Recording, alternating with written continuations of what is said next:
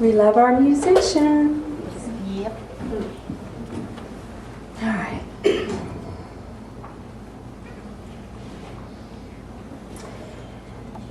Last week, I was talking to God, and I don't know if you ever take your own personal inventory, but I was talking to God about my personal inventory. And I was asking, am I doing enough? Is what I am doing effective? I am trying to do what God asked me to do. I'm trying to stay in that space of connectedness, But sometimes you just don't know. And I was given this vision. So God showed me a flower. And I was shown the plant, and then the blossom, and then the seeds, and the plant. And the message was very simple. It was, the plant doesn't worry about its blossom. It doesn't worry about how many people see. It just has to express. And the plant knows that there are seeds going out into the world that will help continue the essence of what the plant is. And those seeds will go out and they'll create more plants, and then there will be more blossoms. And it is a continual expression of life and of goodness. And I was told to think of the faith of the flower. The faith of the flower, to know that as it expresses, it touches. And it will express as many blossoms as it possibly can sustain. Have you noticed that about flowers? If they're strong, they'll express many. But they'll express what they can sustain, what can be beautiful going out into the world. Whether it's a lot or whether it's a few, it's what is important to that plant. So they asked me to look at our energy as beings of light, seeing that everything that we express sets up an energy of touching. And that energy of touching is continuous. Then they said, in our world, we are so afraid of making a mistake. We're so afraid of creating a situation that will not serve us. We're afraid of this job or that job, or should I create that or should I not create this? And to me it was like a light bulb just went off when the words were very clear. You can dismantle any creation. Anything that you create in this world, you can uncreate. Karma is never incurred by what you create. Karma is incurred by how you touch. Think with me. The measure of our world is measured by our touch, by the essence that goes from our blossoms and the seeds and how they go out into the world. Not by whether we created a job or we're having a challenge, or we want to go to a trip, or we want to have a house that looks a certain way. Those are simply vehicles through which we express. That's not how we're judged. We're judged by how we mold the ethers of love, how we touch each other. We walk around thinking that success, empowerment, self-value are our goals. When really, our goals are how are we touching people. Can you see your mind shifting? If you're walking through this life looking at how you're impacting the outer world, you do one thing. If you're walking through this life looking at how you impact each other, you do something else. It's a totally different look at how we walk. I felt the energy just open. You can dismantle a creation, but you cannot dismantle a touch. You can dismantle a creation, but you cannot dismantle a touch. Do you realize that? Every time you touch someone, every seed that's put out there, you cannot grab it back. You cannot say, come back, seed. It's out there. And any of us who have tried to, we have the oops moment. Oops. Would you please forgive me? And I know every one of you has seen someone with gritted teeth look back at you and say, okay, I'll forgive you. But you're getting it back in spades. You're going to get it back multiplied. I want you to know how badly you hurt me. And is that touch ever left out of their system? Does that touch ever leave? The only way to transform a touch is to heal it. And we know as a healing church, you know in your life, what are we healing? We go deep within our hearts and we find a belief that we've embodied that was created by the touch of another. Do you understand? Someone has touched us and we believe it, and we take a belief and we make it our reality. And we have to go deep within that touch to forgive it. To forgive it. But is it ever not there? It becomes a part of the fabric of our experiences. How powerful are we touching each other? It could be something simple. It could be something simple. You know, you can go through your mind, and I remember being touched by people who I saw for 2 seconds. But when I think of who has touched me, I think of these odd occurrences where I needed help, I needed someone, I needed something, and they were there for me. Do you know what I'm saying? And they're forever in my mind. And I can send a blessing to them and thank them. I remember once when I was a young mom, single mom, tiny little critter. He was probably 2.5, and he was so sick. And I was praying. I didn't know Reiki. I was praying over him and trying to help him heal and giving him what I had to give him. And it was getting late, and he was getting sicker. And you never tell a story if you can't say it without crying. But he was really sick.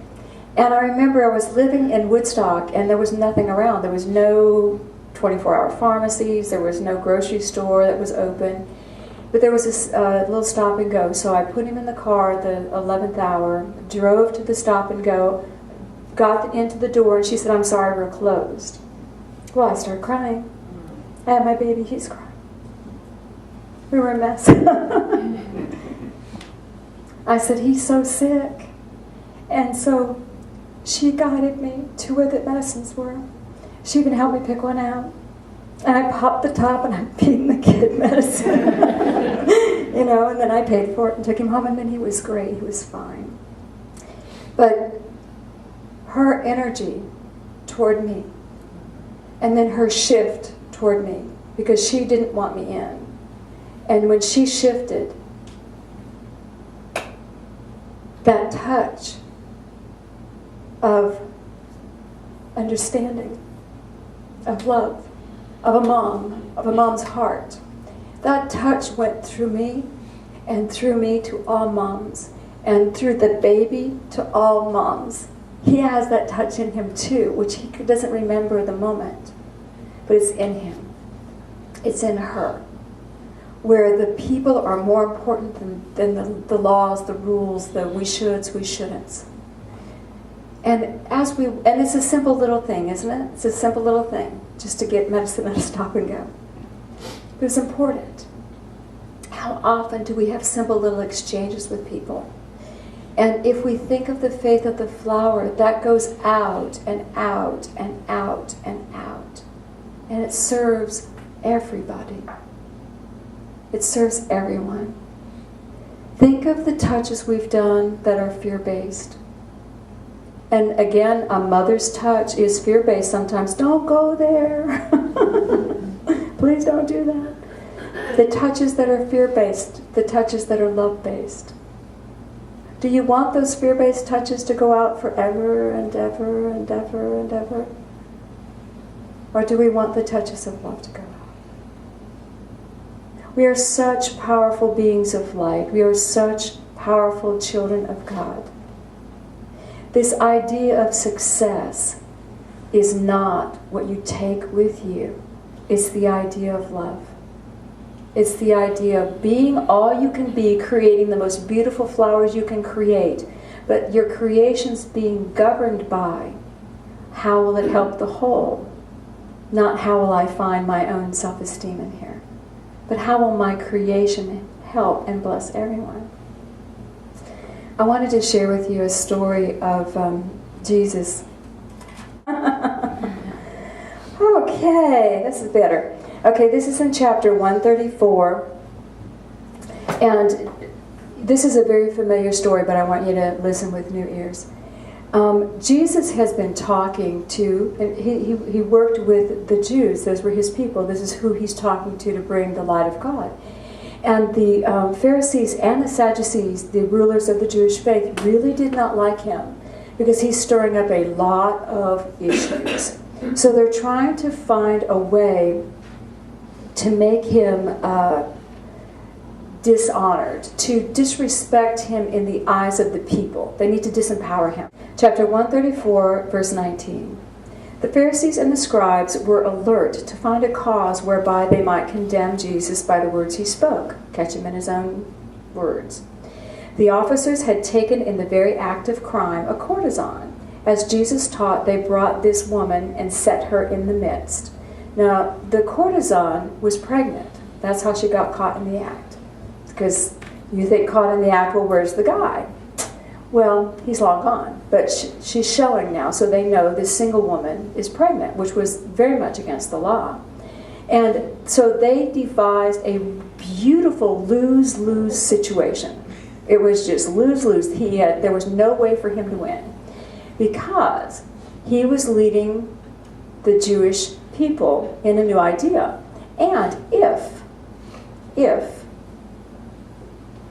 he said, don't kill her, that would be against Mosaical law, which says adultery or the act of sex, anyone who engages that's not married is to be stoned. And so the Mosaical law dictates that this pregnant woman be stoned to death. That is the Mosaical law that all of the Jews would have upheld. Well, they know he's a good Jew, but they also know he does not want to kill her. That Jesus would not want this pregnant woman to be stoned to death. So they know they're going to trip him up this time. There is no way out for him. He's going to be disbarred, so to speak, by his followers, because he cannot hold integrity in this moment. Okay, so you got this scenario? All right. Rabbi, they said, this vile woman has been taken in adultery. The law of Moses says that such as she shall die, be stoned to death. What do you say should be her punishment? The trap is set. Jesus stooped and made a figure on the ground, and in it he placed the number of a soul. And then he sat in silent thought.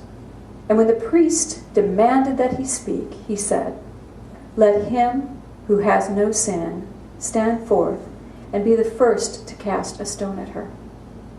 And then he closed his eyes, and not a word was said. And when he arose and saw the woman all alone, he said to her, where are the men who brought you here? They who accused you? And she said, they are all gone. No one was here who could condemn me. And Jesus said, and I condemn you not. Go your way in peace and sin no more. Beautiful story of forgiveness, right? And when we hear that story, traditionally, we think those wily rascals, they tried to ensnare Jesus, and look at they got condemned by their own wickedness. But who was forgiven in this story? Everyone. The men who had brought her and stood before him and in their own mind took their own inventory and saw where they missed the mark as well. The forgiving love that was being emitted by Jesus in that moment went into them. They didn't walk away condemned. They walked away forgiven. She walked away forgiven. Go and sin no more. Do you see how the seed of the act went beyond the woman? But we don't look at it that way, do we? We go, yeah, they got their comeuppance. Heck with them. No, they got their forgiveness. How far did that seed flow? How far did that touch go? You know, we do the saying when Patrick does the service, when one is harmed, all are harmed. When one is helped, all are helped. We believe that, don't we? When one is touched, all are touched. How many times have we touched in a way that we do not want to see? We get so aggravated at these human beings who come and get in the way of our creations. I am trying to create here, and you are in my way. And we just get so frustrated with them. We don't want them around. Go, go, go. What does that do to our creation? What energy are we sending out? Spirit asks us to remember the bumblebees. We love those bumblebees. The bumblebees think that their job is to make honey. They work very, very hard making honey. And honey only feeds a little bit. Their job really is cross-pollination. Without their cross-pollination, we do not eat. Their cross-pollination feeds all. Their honey feeds a little. In your life, in your journey of success and self-awareness and creations, doing your creations, it's great, yay, do them. It will feed a little bit. It will feed a little bit.